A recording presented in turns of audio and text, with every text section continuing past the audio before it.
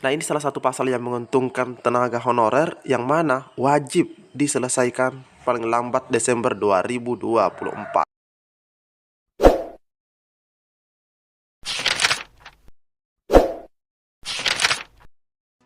Bismillahirrahmanirrahim. Assalamualaikum warahmatullahi wabarakatuh. Di video kali ini, admin kembali berbagi informasi seputar rekrutmen guru menjadi aparatur sipil negara atau non-guru, teman-teman ya. Jadi bukan hanya guru melainkan juga non-guru. Nah, di sini ada informasi terkait draft final RUU, teman-teman ya. Draft final RUU yang mana diinformasikan bahwa draft tersebut dalam satu pasal yang tidak bisa membuat pemerintah daerah atau Pemda untuk berkutik. Intinya kita simak saja videonya dengan baik, jangan di skip agar tidak salah dalam memahami informasi yang admin bagikan. Jika ada suara-suara berisik, abaikan saja rekan-rekan ya. Karena informasi di video ini lebih menarik untuk kita simak bersama-sama.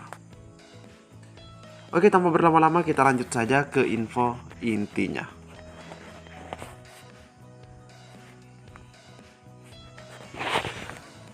Oke, ini informasinya pada hari Selasa, teman-teman ya. Ini masih terbilang masih sangat-sangat baru, bisa dibilang ini semalam seperti itu. Draft final RUU aparatur sipil negara, pasal-pasal yang menguntungkan honorer Pemda tak berkutik. Nah, pastinya ini yang diharapkan oleh rekan-rekan honor semua, di mana dalam RUU tersebut ada pasal-pasal yang menguntungkan mereka sekaligus tidak mampu membuat daerah berbuat apa-apa kecuali mengikuti apa yang diharapkan atau yang menguntungkan honorer tersebut. Pemerintah dan DPR RI sudah melakukan finalisasi rancangan Undang-Undang Aparatur Sipil Negara atau RUU ASN. Dalam draft RUU ASN ini ada beberapa pasal yang menguntungkan honorer. Hari ini kami senang sekali, lega karena informasi dari Panja RUU ASN Komisi 2 DPR RI dengan pejabat kantor staf presiden atau KSP sama persis. Jadi apa yang disampaikan oleh Komisi 2 itu sama persis yang disampaikan oleh KSP, yaitu staf presiden. Ini disampaikan langsung oleh Forum Honor Tenaga Administrasi Indonesia, yaitu Nurbaiti. Dia mengungkapkan dari hasil audiensi dengan Panja, sejumlah pasal mewajibkan pemerintah pusat maupun daerah untuk menyelesaikan honorer. Nah, di sini ada tenggat waktunya paling lambat Desember 2024 diselesaikan. Nah, oke teman-teman ya. Nah, tapi kita masih perlu tahu lebih dalam penyelesaiannya ini seperti apa. Apakah diangkat menjadi ASN atau mungkin dihapus. Seperti itu. Oke, kita cek di bagian bawah. Selain itu, pemerintah daerah maupun instansi pusat dilarang merekrut honorer lagi. Jadi, data honorer sudah dikunci. Yang menggembirakan, seluruh honorer teknis lulusan SMA akan diakomodasi dalam P3K jabatan pelaksana. Jadi, lulusan SMA ya atau sekolah menengah atas itu atau sederajat, teman-teman ya, itu akan diakomodasi. Namun bentuk akomodasi teman-teman yang berijazah atau kualifikasi pendidikan sekolah menengah atas ini, mereka itu diakomodasi dalam jabatan pelaksana. Jadi ini bocoran dari forum honorer rekan-rekan ya. Adapun pasal-pasal yang dimaksud Bunda Nur sesuai dari draft. Nah, ini dari draft RUU. Nah, ini dia. Di pasal 66A, pasal 6A ayat 1, untuk tugas atau jabatan pemerintahan tertentu dan atau keadaan tertentu, P3K sebagaimana dimaksud dalam pasal 6 huruf B dapat bekerja secara paruh waktu. Dapat bekerja secara paruh waktu. Ini berdasarkan pasal 6 huruf B, teman-teman ya. Namun kita coba cek lagi lanjutannya. Di ayat kedua, ketentuan lebih lanjut mengenai P3K sebagaimana dimaksud pada ayat 1 diatur dalam PP.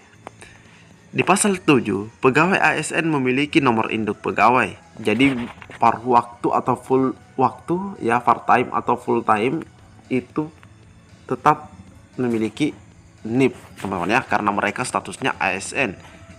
Itu di pasal 7 ayat 1 dan ayat kedua. Ketentuan lebih lanjut mengenai nomor induk kepegawaian diatur dalam peraturan pemerintah.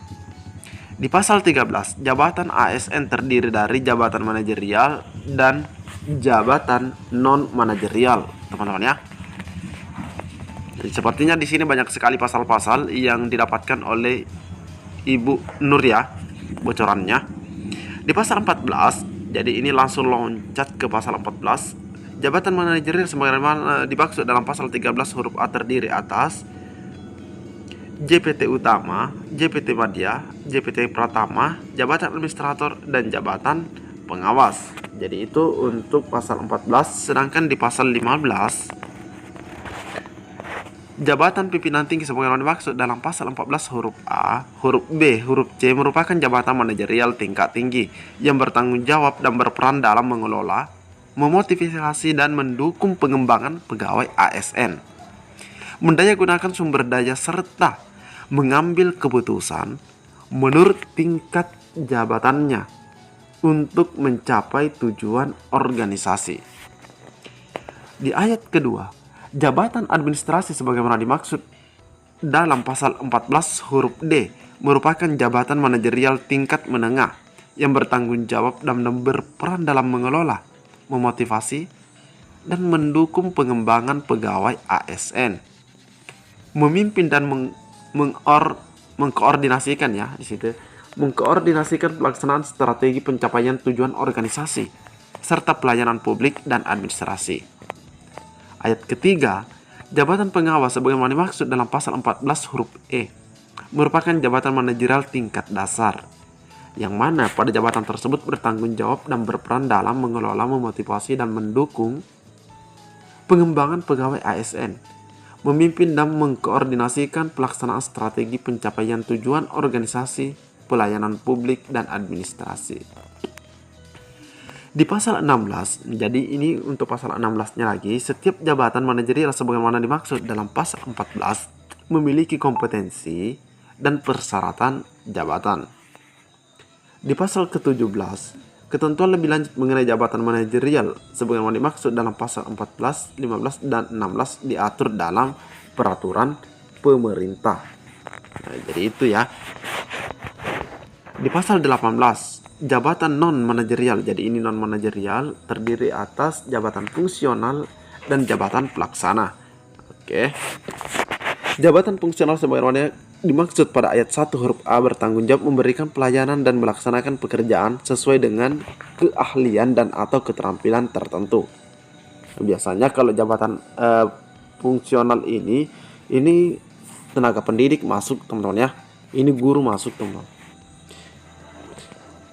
Di ayat ketiga, jabatan pelaksana sebagaimana dimaksud pada ayat 1 huruf B bertanggung jawab untuk memberikan pelayanan melaksanakan pekerjaan yang bersifat rutin dan sederhana.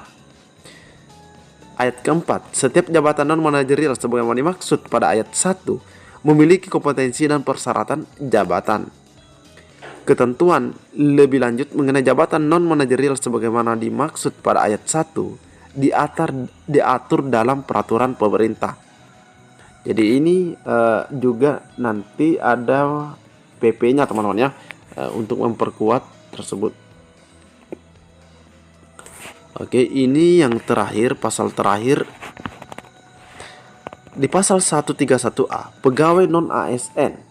Nah, ini pegawai non ASN atau nama lainnya wajib diselesaikan penataannya paling lambat Desember 2024, dan sejak undang-undang ini mulai berlaku, instansi pemerintah dilarang mengangkat pegawai non-ASN atau nama lainnya selain pegawai ASN. Jadi di sini tenggat waktunya ini Desember 2024. Bagi kami pasal 131A jadi pamungkas dalam RUU ASN ini, khususnya penuntasan honorer, sebab Pemda tidak bisa berkutik lagi mengulur-ulur waktu untuk menyelesaikan honorer. Seperti itu rekan-rekan ya. Mereka hanya diberikan waktu Desember 2024. Oke, jadi ini yang dimaksud oleh Ibu Nur, di mana dalam draft final ya. Jadi ini draft final, di mana dalam draft final ini di pasal 131A membuat pemerintah daerah tidak berkutik. Itu maksudnya. Jadi ini adalah isi daripada RUU atau draft final RUU ya. Jadi ini sudah draft finalnya teman-teman ya. Mungkin cukup sampai di sini informasi yang dapat admin bagikan di video kali ini. Lebih dan kurangnya admin mohon maaf. Assalamualaikum warahmatullahi wabarakatuh.